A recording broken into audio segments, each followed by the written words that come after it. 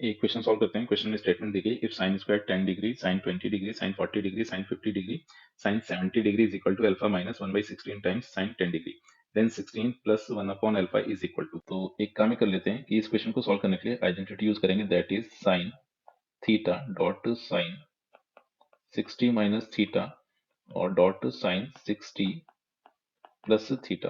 तो sine theta sine 60 degree minus theta sine 60 degree plus theta, इसको लिखा जाता था साइन 3 थीटा डिवाइडेड बाई 4। अब एक काम ही करते हैं, ये जो साइन स्क्वायर 10 डिग्री है, इससे एक साइन 10 डिग्री को अलग कर लिया और फिर नेक्स्ट ये अपने पास बचा साइन 10 डिग्री, और इसके साथ में साइन 50 और साइन 70 इन दोनों को रख लेते हैं।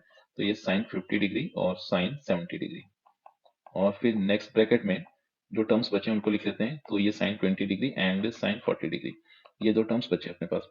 अब एक काम यहाँ पर ये कर लेते हैं कि यहाँ पर जैसे इस गिवन आइडेंटिटी का यूज किया जाए, तो थीटा का काम तो 10 डिग्री कर रहा, और 50 बन गया 60 माइनस थीटा और 70 बन गया 60 प्लस थीटा। तो इस तरह से पहले ब्रैकेट को लिखा जा सकता है, ब्रैकेट के बाहर साइन 10 डिग्री और ब्रैकेट बन गया sine 3 theta, that is sine 30 degree divided by 4।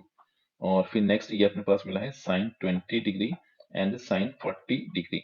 अब यहाँ पर एक काम कर लेते हैं कि इसको 2 से मल्टीप्लाई किया और 2 से डिवाइड कर देते हैं, 2 के डिवीजन को बाहर लिख लेते हैं।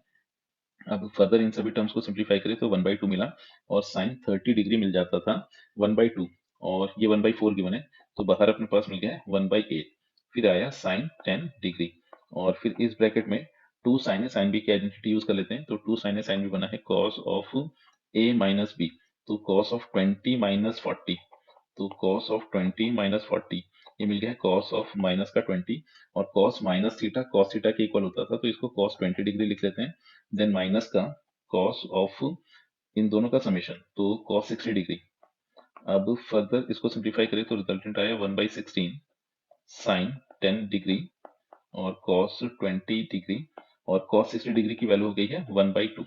अब एक काम करते हैं, इसको इन दोनों टर्म्स में मल्टीप्लाई कर दिया, तो जैसे मल्टीप्लाई किया 1/16 times sine 10 degree and cos 20 degree, फिर माइनस का 1/32 टाइम्स साइन 10 डिग्री, ये मिल गया। फिर फर्दर एक काम कर लेते हैं, इसको सिंप्लीफाई करते हैं, और इसको सिंप्लीफाई करने के लिए 2 से मल्टीप्लाई डिवाइड कर दिया, तो ये मिला 1/32, और फिर 2 sine 10 degree and cos 20 degree, फिर माइनस का 1/32 टाइम्स साइन 10 डिग्री, ये इस तरह से आ गया।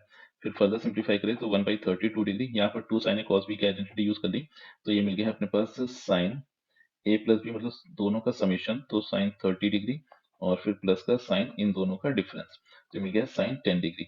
और इनफैक्ट साइन माइनस 10 डिग्री मिलेगा, और साइन माइनस थीटा माइनस का साइन थीटा था, तो माइनस बाहर कर लेते हैं, देन माइनस का 1/32 एंड साइन 10 डिग्री। तो फर्दर सिंप्लीफाई करें, ये मिला 1/32 और साइन 30 डिग्री हो गया 1/2, देन माइनस का साइन 10 डिग्री और फिर माइनस 1/32 साइन 10 डिग्री। तो फर्दर इसे सिंप्लीफाई करिए, रिजल्टेंट आया 1/64, फिर माइनस का 1/32 साइन 10 डिग्री और फिर माइनस 1/32 साइन 10 डिग्री। अब हुआ यह था कि 1/32 साइन 10 डिग्री 2 टाइम्स देखने को मिला, तो इसको सिंप्लीफाई करके ऐसे भी लिख सकते हैं 1/64 माइनस का 2 डिवाइडेड बाई 32, तो 1/16 साइन 10 डिग्री बन गई है। तो गिवन एक्सप्रेशन की वैल्यू अपने पास ये मिल चुकी है, और रिजल्टेंट दिखा था अल्फा माइनस 1/16 साइन 10 डिग्री। तो अगर इस तरह से इसको कंपेयर करें तो अल्फा की वैल्यू यहाँ से मिल गई 1/64।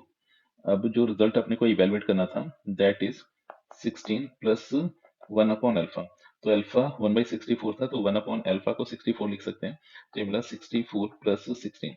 तो फर्दर सिंप्लीफाई करें तो ये आ गया अपने पास 80, एंड यही इस क्वेश्चन का आंसर है।